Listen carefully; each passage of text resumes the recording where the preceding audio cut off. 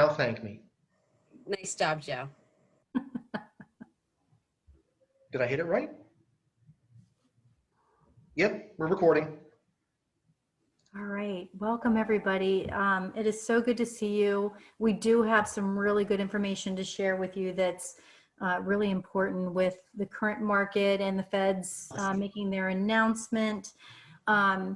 Some of you may or may not know when the Feds are due to have an announcement, the interest rates have already behaved with anticipation of what is going to happen with interest rates.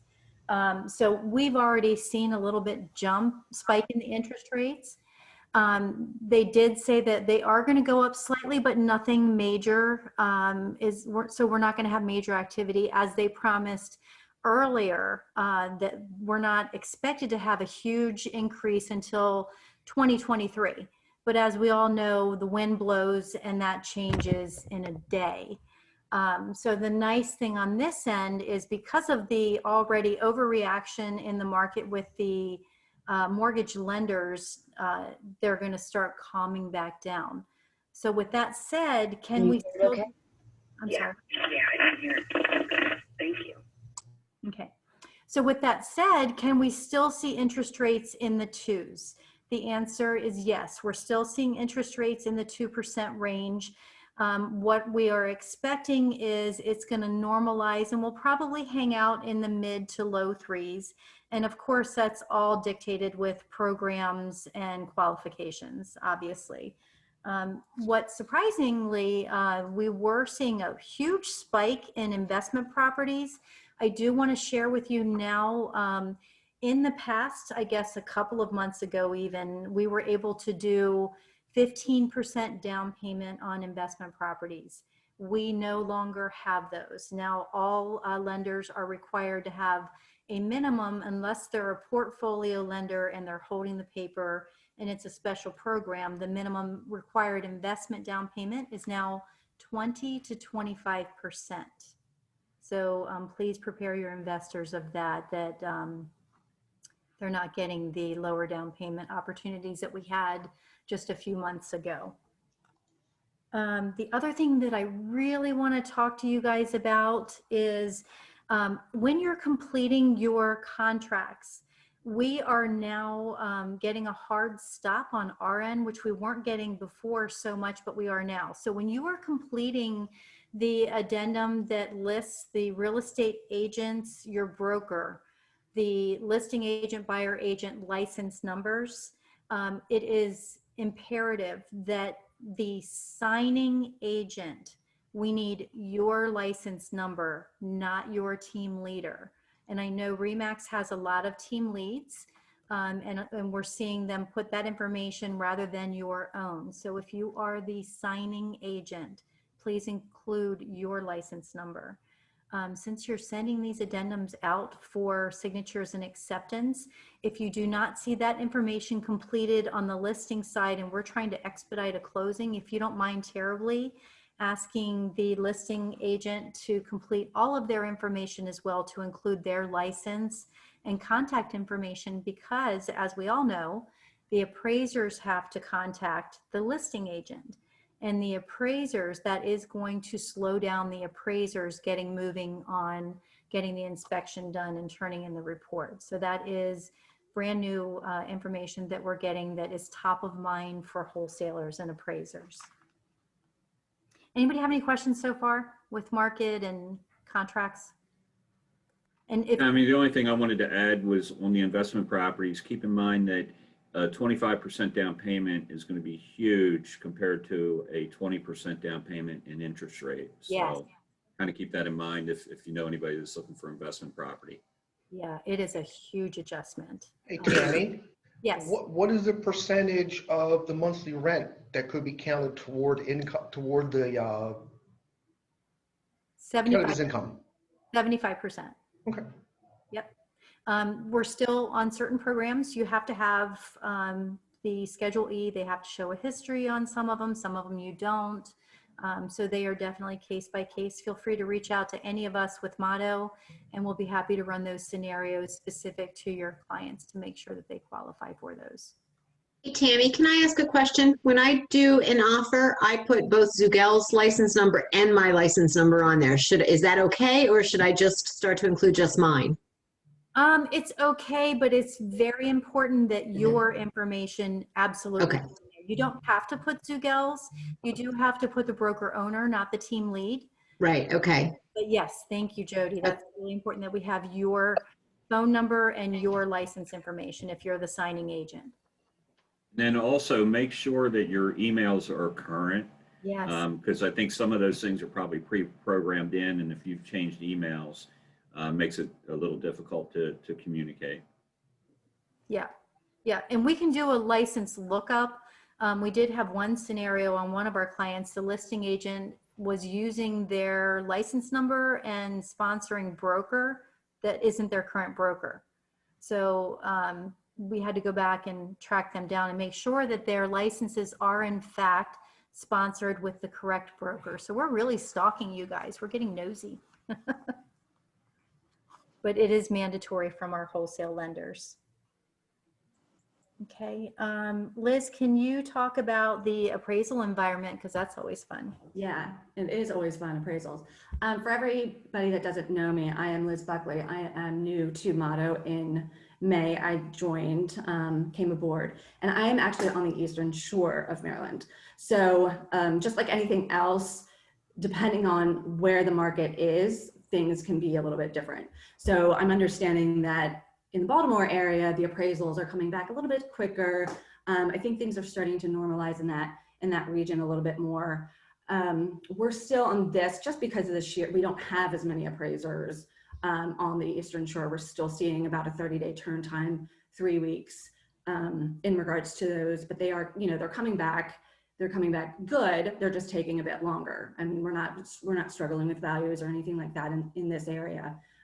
Just the turn time, which like anything else, it is simply just an open line of communication. We need to, certainly as soon as we get that contract in, I call a listing agent, always in communication with the buyer's agent, just making sure that we order that appraisal as soon as possible. And we are communicating what the turn times are on those. But we are still seeing a lot of appraisal waivers. I've seen some on condos. Tammy's seen some on investments as well. So we're still seeing those, which is a really great win. It makes everything a lot smoother. And of course, we can turn things around a lot quicker. And we got a huge win. And one of our wholesalers has decided to get rid of or not use third-party vendors for ordering the appraisals now. So what that means is it eliminates that third party that it has to go through to order. We order directly through the appraisers themselves. The appraisers get paid a little bit more on those, meaning that they'll turn those around quicker, faster, stronger, and that's going to be a huge one. I think that starts October 1 with that vendor. Liz, can I jump in real quick? Yeah. Yeah, I just you had mentioned about the expedience in ordering appraisals. One thing for the agents is anytime you can help get the bar to sign their disclosures, because we can't order the appraisal until we have a form called intent to proceed signed by all borrowers. So that appraisal order cannot be submitted until we have that form in hand. So anything you can do to expedite your buyers in signing those documents the same day would be awesome. Yeah, and that Thanks, is Liz. across the board. I mean, with any lender I'm aware of, they need that intent to proceed to be able to move forward on appraisals.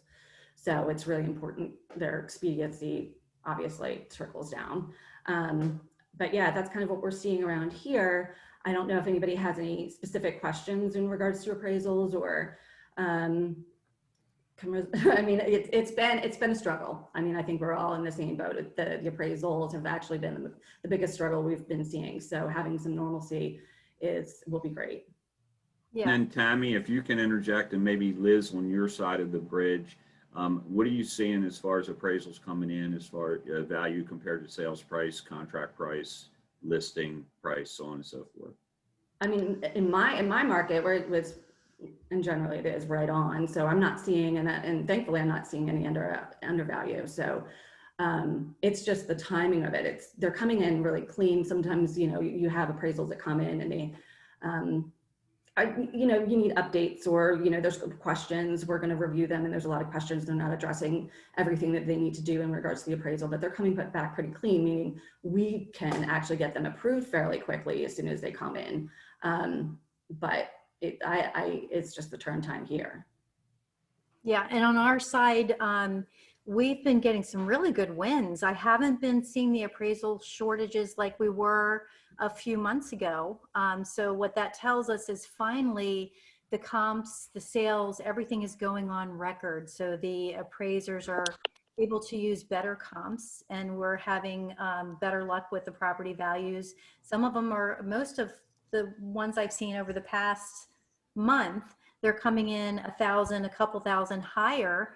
And we're also getting waivers that we're surprised at, because there's still, and I want agents to chime in on this, we still do have some competing offers. We do still have escalations, but we're not seeing it anything like we were before, which opens up a great opportunity for our first-time home buyers and our bench warmers that just, they couldn't play in that market that they were competing in, having the liquidity with people that were strong in assets. Now we're actually starting to see negotiated prices. We are definitely seeing seller concessions coming in. We're seeing longer closing time frames. So the market has shifted from what we're seeing on our end. And that's where I'd like to get some feedback from the agents and what you're seeing out there. But the contracts that we do have coming in, we're definitely seeing that shift, which is opening up opportunities for people to take advantage of the grant programs and down payment assistance, where there was no way that was a player before. So why don't we open up now? Agents, if you guys could share your experiences with the other agents, that would be awesome to see what it looks like from your perspective.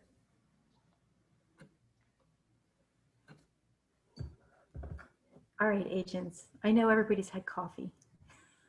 Tammy, while we're waiting, I'll go ahead and add something.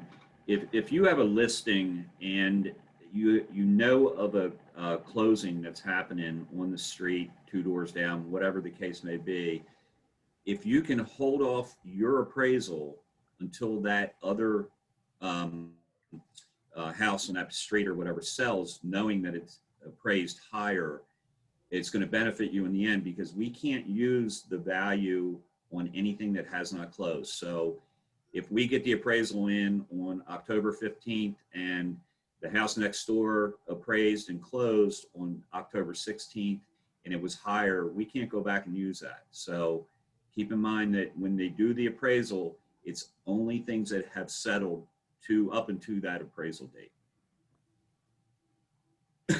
Right. So if you're tight on a deal and you're worried about the appraisal, it may benefit you to wait a couple days. You know, if you know one down the street's going to close at a higher price. Right. Okay. So does any of our agents have any comments, questions before we move on to the next program? No? Wow. Okay. So quiet. So I'm going to let Terry Healy go over what we have. So most of you, I believe, are familiar with the state of Maryland MMP program, and then the local county specific grants. Motto Mortgage actually has a DPA program that is a one and done with one underwriter's review. We're not having to send it out separate to the state of Maryland. And I'm going to let Terry go through these slides with the benefits of this really cool program, because there's a lot of great moving parts with this and opportunities. Thank you. The program we have is much more beneficial than MMP. For one, the interest rate's probably going to be a little bit better. The biggest thing is on this first couple bullet points, if you look to the left and to the right, it says MMU, which is Motto Mortgage United, versus MMP. The biggest advantage in being a person who came from a bank who did MMP is with our program, it's one underwrite. So if I go through, enter the information in the system, run it through the automated underwriting system and submit to the investor, and we get an approval, we're done. In the MMP world, you go through all that process, then you send it to Maryland Mortgage Program for them to underwrite it. The Other benefit to it is that we only require 2 years financials. MMP requires 3. So you're having to get a lot more documentation, especially with a client who we need tax returns from, is going to be turning in about 60 pages more of documentation. The beautiful part about this is we only have to abide by the applicant's income.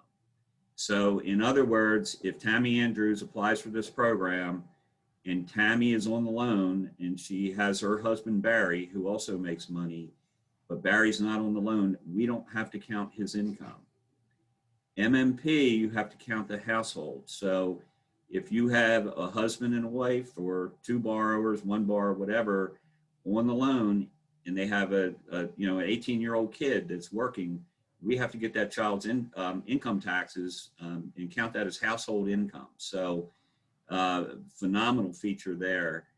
We also go to 160% of median income, which means that in the central Maryland area, we're probably looking, excluding Frederick and the DC market, probably looking at qualifying with about $150,000 worth of income. Eastern Shore, I'm not sure what the median is there. It's probably a little bit less. MMP is 80% of median income. Again, it's household income. And again, with our program, we're just using the borrower on the loan. We're just using their income. We don't have to get household. So, Joe, if you can flip. Flip slide.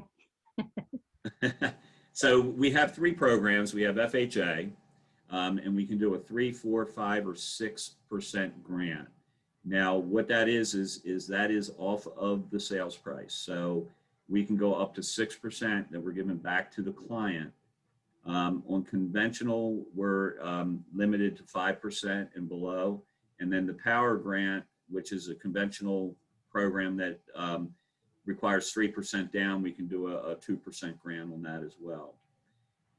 Qualifying credit score is huge based on COVID, and I don't know what MMP's is. I believe it's 640, but a lot of lenders had tightened up during COVID and they were only allowing 660. So we can go down to a 640 credit score and still give 5%, which is huge. Self-employed are very difficult to underwrite on this program, so we really don't recommend it. Foreclosure short sale, they have to be seasoned for 3 years. Chapter 7 bankruptcy, 2 years. Chapter 13 must be fully discharged. So even though if 13 is a workout, it has to be completed. Credit score, DTIs, which is also important because MMP, I believe, has a maximum DPI of 45.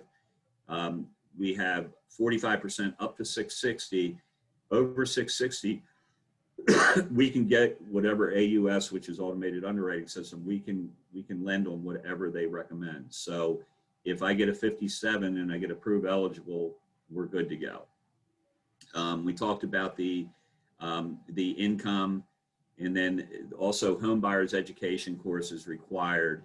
Those courses are free. So I personally recommend it to all my buyers, whether it's required or not, if they're a first-time home buyer, whether it's required or not by the program, because it gives them some good information about what else is involved in owning a home, not just making the mortgage payment. We all have those cold mornings we wake up and the hot water heater or the furnace isn't working. So it gives them some insight into some other things of home ownership. We have to have a 2-year work history, and that's going to be pretty much across the board with any program. They're going to be looking for a 2-year history. The only time we can really get away with that is if we have a borrower who just finished school and has a salaried position. So that's stable income. We can use that income. If the client has a new job in the same industry, just with a different company, we have to have a 12-month history with that company. Variable income, we have to have at least 12 months of history for that. And I'll be honest, most cases with most loan programs, they're going to really look for 24 months on variable income, especially due to COVID, because a lot of people took a huge dip in 2020, hourly employees, so on and so forth. So 1 to 4 units, FHA condos are eligible, and I think we all cringe when we hear FHA condo because we really need to have the project approved. So if it's not on the list, we can do a spot. I don't, and I apologize. On this program, a spot is not allowed, but FHA in some cases and some lenders, we can do a spot, but they're pretty difficult. What I mean by spot is we approve the individual unit based on the history of the association and whether they're paying their bills and whether there's any liability, so on and so forth. So HOA fee payments must not be past 30 days due. I think that's going to be pretty much with any loan program. 10% of the units cannot be owned by one investor.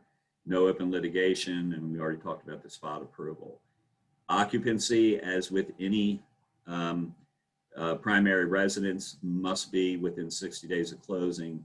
And just a note on that, Maryland has the highest level of occupancy fraud in the country. So when we get into a situation where somebody's buying a property and say, yeah, I'm going to live there, but they're moving from one level of neighborhood to a lower level, so on and so forth, we really are going to document and make sure that that's really what they want to do. If they're downsizing, that's no problem. But if they're buying a 2-unit property and they already have a primary residence, they say, well, I'm going to buy a 2-unit, I'm going to live in one and rent the other one out. That's going to get scrutinized, and that's with any lender. And that's just kind of a side note, not just specific with this program. All right, Joe.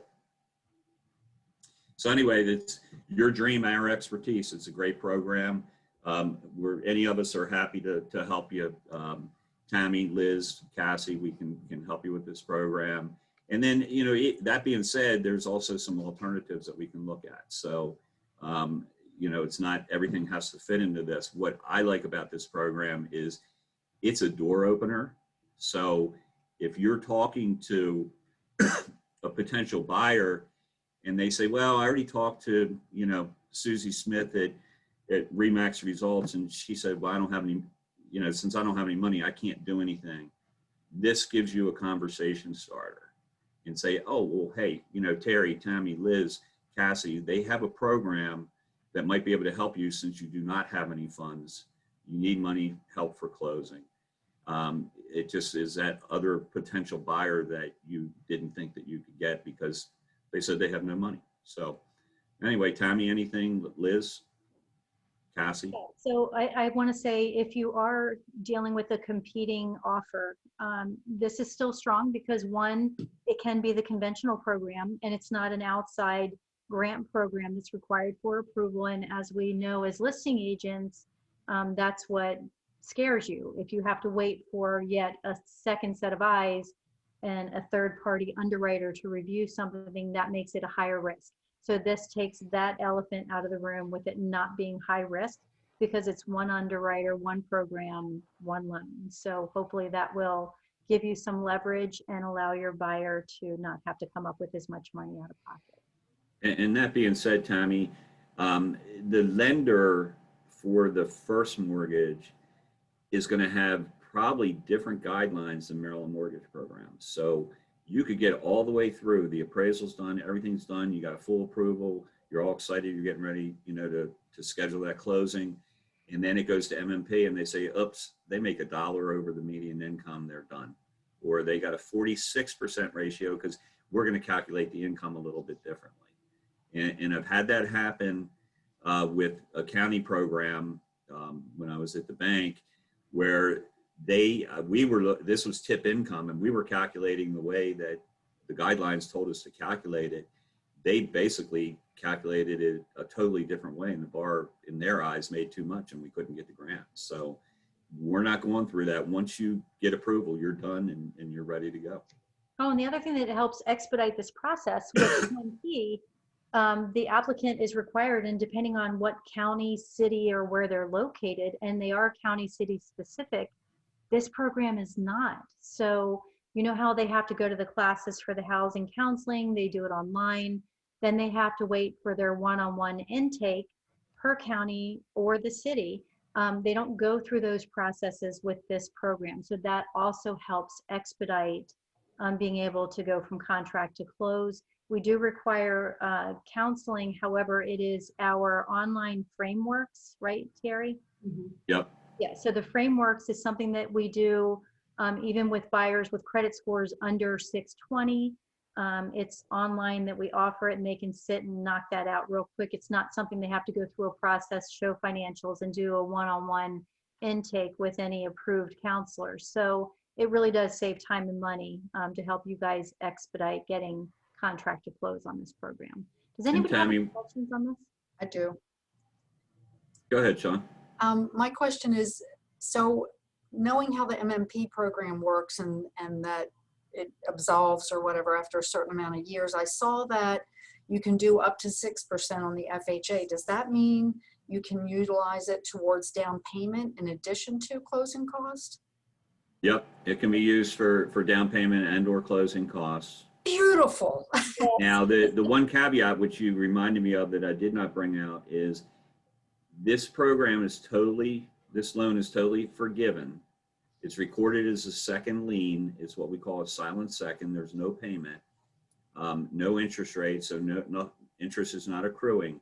However, if they have one late payment or missed payment in first 60 months, that this is not forgiven. They would have to pay it back when they sell. With MMP, I believe there's a recapture time, and it's got to be paid back whether they make their payments on time or not. So if they make 60 consecutive on-time payments, it's forgiven at that point, and that lien's released off of the lien sheet. So a good point. And then Tammy had kind of triggered something when she was talking, and she had talked about 620 credit scores.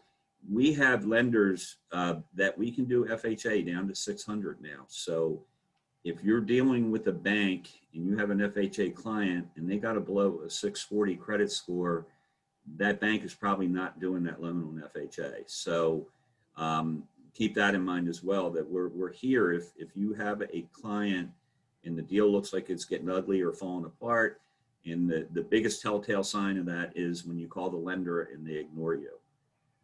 That's when the flags start. So if you call the lender and you don't hear back from them within 24 hours, that's when the red flags should go off. Nobody minds picking up the phone to give good news. Everybody hates picking up the phone to give bad news. So anyway, those deals we're here to help you with. We're not embarrassed or afraid to kind of sweep it off the carpet and pick it up and move. I think Cassie's working on one right now that is a huge save for a couple people. I wanted to mention something else about this program, this DPA program. I don't know if you mentioned it, Terry, but you obviously, you don't have to be a first-time home buyer, but also you can own a home and get this loan, which is different than MMP. You cannot own another home. Now, it can't be across the street, but it's great for a borrower that may be relocating from somewhere else, not selling that house, obviously not getting the proceeds from that sale, so maybe not as liquid. So this is great for that kind of borrower too. So just keep that in mind. There are some things that we can do that are out of the box for borrowers. Yeah, and that's a good point, because in addition to that, they don't have to be a first-time home buyer. So if they own a home and they want to utilize this program, if the home is within a certain distance of the home they're purchasing, they would have to sell that home prior to settling on this one. It's 100 But miles. if you have somebody like Tammy that decides to skip town and move across the bridge from central Maryland over to the shore, we probably could do something with that. So keep that in mind. Yeah, the range is 100 miles from their current home. Any other questions on this one? We love this program. This is such a nice win, and you're going to start seeing that with the shift in the market. There's going to be a lot of changes coming up. Things are normalizing, which means we are getting back to creative programs. As rates go up, we're going to start seeing the window opening again with adjustable rate mortgages. Probably not until late 2022, 23, but that environment's going to be coming back again as well. So we are all very much seasoned and here for you to answer any questions, whether it's our transaction with you or not. Please lean on us for any guidance or advice. The agents that do work with us know that we're here for you no matter who's working on the transaction. And another Terry, thing, Liz, quick question I have. regarding the rate. I know that the MMP usually has a higher rate than the standard FHA, and the whole entire loan gets married into that rate. Correct. You may have mentioned this as I logged in a little late. What is the rate of your DPA in retrospect with the whole entire loan?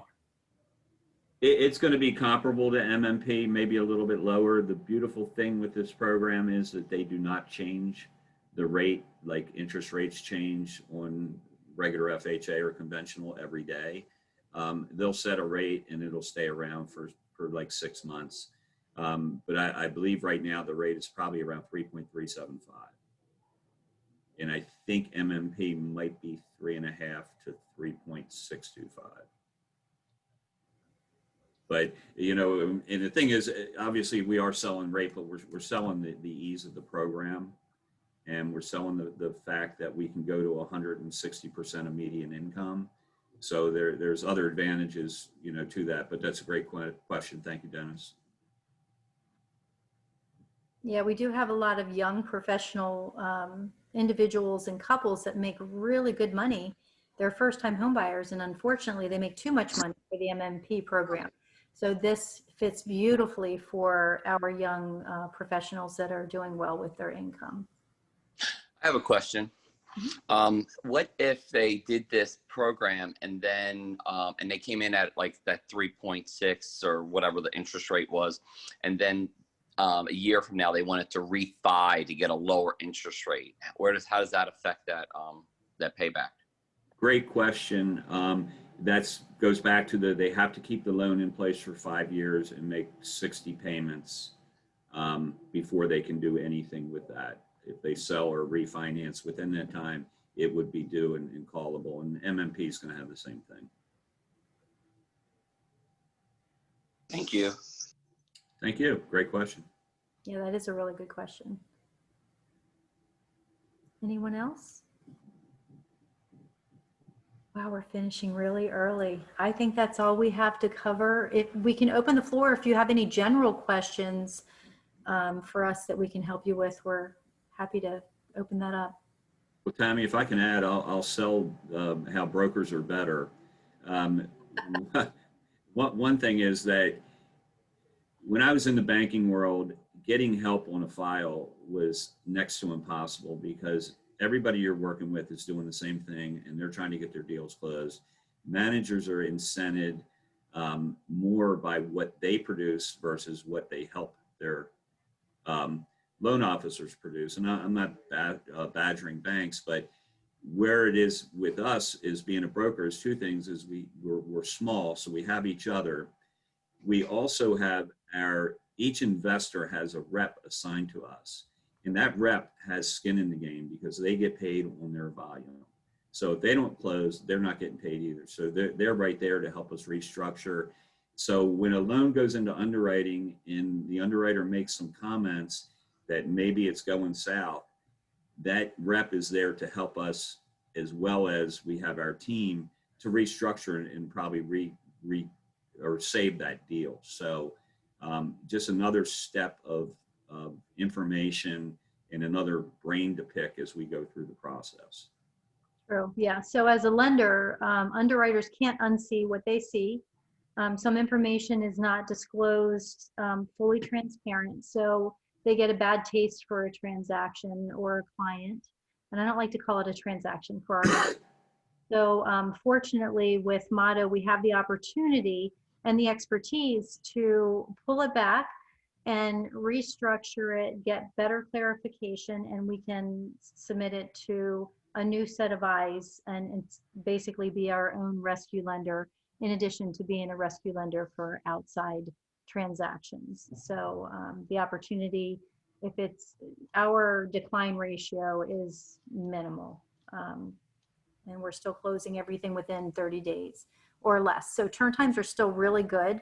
Underwriting is still quick in this environment. It's even getting better because things are slowing down. Are you guys agents? Are you seeing stuff slow down out there a little bit? Please, somebody talk to me. I'm not. Oh, good. So it's still steady. What's everybody seeing with over offering, over pricing homes, underpricing, or things coming back to more normal? If you have a listing out there, are you seeing that contracts are coming in around ask and not 30,000 over ask? We would love that feedback.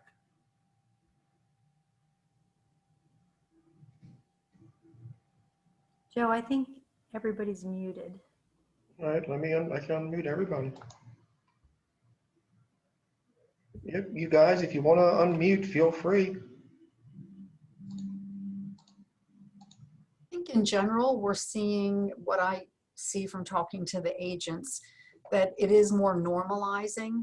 And I keep encouraging agents, remember, and if you haven't been in the business a long time, this is normalizing. This is nothing wrong. This is heading towards normalizing. It's still in like that first time buyer range of 350 to 450.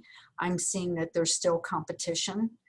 Some people are still trying to edge a little bit over ask. It's not the craziness that it was back in June, but it's normal. And that's the pep talk that I keep having with agents when they're saying, well, my listing's been on the market a week. What's wrong? It's normal. It's normal. Think back, it's normal. We've all been conditioned to that pace that we've kept up with for the past 6 months, but this is normal. It's a good thing. Yeah, and I'm sure for the buyer's agents, oh my God, it was breaking my heart for you guys, because the same clients before, you would show them a few homes and you'd have opportunities. And you have been so exhausted with showing the same people home after home after home. And it's so deflating when there's, 10, 15, 20 offers on that same house. How do you keep your spirits up and have them still, feel good? So the normalizing market that we're going back into is a beautiful thing for everybody. And I'm so glad you guys are going to get some of your personal lives back. And hopefully your first time home buyers and your, like I said, your people that don't have, a ton of asset and liquidity, they get back out there, and the rates are still holding. So where the housing prices have been driven up just from the market that we just are coming out of, the interest rates are keeping us leveled. So it's always that balance that we have to work with. And fortunately, we do have that. And then another thing that came to mind is you're out there mining for buyers. We offer the FHA 203K, and we also offer conventional home style, which are both renovation loans. So, if you have a client that's looking at a house and it's where they want to be, and it has a fenced-in yard for the dog and it's enough bedrooms, but Terry Healy designed the kitchen and it's bad out ugly. We can finance those renovations into that loan. And the beautiful part for you as the agents is it gives you another selling point when you're looking at a house, and especially if somebody has called you about a listing that they saw, and then they get there and it's kind of disappointing. It gives you something to present to them. Say, hey, you can do a renovation loan and you can make this house yours. And it starts a whole new conversation. And I'm a big fan of it. My daughter did it a couple years ago. And I walked into this house when she said, this is what I'm buying. And I just kind of shook my head and thought, what are you doing, child? But that house, it turned out gorgeous. And they added to it. They put in a brand new kitchen. They sided the whole house. They did a lot of different things, and they did it conventional. So that's another selling point when you're presenting something that's going to be a reno to a listing agent that may be shying away from FHA. We have a conventional program, so definitely hit us up if we can help you with that. We'll be glad to go over it. That's all we have, folks. Joe, do you have anything? Nope, I'm good. Since everybody's quiet and the rain is brutal and the winds are kicking, it's kind of like a sleepy day. So thank you guys. Yeah, I saw a very large wooden boat head down 140 a little while ago. I don't know if that meant anything, but I'm just saying. This is great, guys. This is a great program as an alternative to MMP, which these days, if you're trying to write for a buyer, no listing agent is going to want to get tangled up in that. So if you've got the clarity to do this, and I love the element of you can actually apply some of that money towards the down payment on FHA. What a relief. I guess one question that just popped in my mind, if somebody has the income and they were going to do the FHA and get 6% from you guys under the program, can there still be a seller concession or no? As long as it doesn't exceed the down payment and closing costs, so that total number. So That's great. So you can the almost, beautiful point, Sean, is that you pointed out, is this can be used for the 3.5% down payment and then have the seller pay the closing costs. so this can almost turn an FHA buyer into the VA status in a buyer's market where they Yeah. don't have to have a down payment or closing. If they could get maybe like 2% from the seller, they can be an FHA buyer with none of their own money. Yep, Yep. absolutely. Cool. Yeah, so this one, it very much, it emulates USDA and VA finance, which is beautiful. It does cover payment. It can flow into closing costs, and if you have to cover the gap, the seller concessions can kick in. And it's actually better than VA ultimately, because if they stay in the house and be on time for 5 years, it's going to be forgiven. Yes. It doesn't happen with VA financing. Yes. Sean, great point. That's Yay! I know, I We love just that. need an FHA buyer. Okay. Same with USDA, because USDA is 100% financing. Yeah. So they're at a no equity, and depending on market conditions, potential negative equity position, Right. which would not put them in that negative or zero equity position. Right. And be on time for 5 years and part of your loan goes away. Yep. It's great. So Sean, you're saying I have to be on time with my mortgage payment? Well, if you don't do anything else, Terry, make your house payment. That's what everybody says. Yes. Yep. And so I write the check and I look at my wife every month and say, we can stay another 30 days. There you go. Thanks, guys. This was a great program. You're so welcome. And if anybody needs us, you know where to find us. Thank you so much for spending time with us this morning. Have an awesome day, and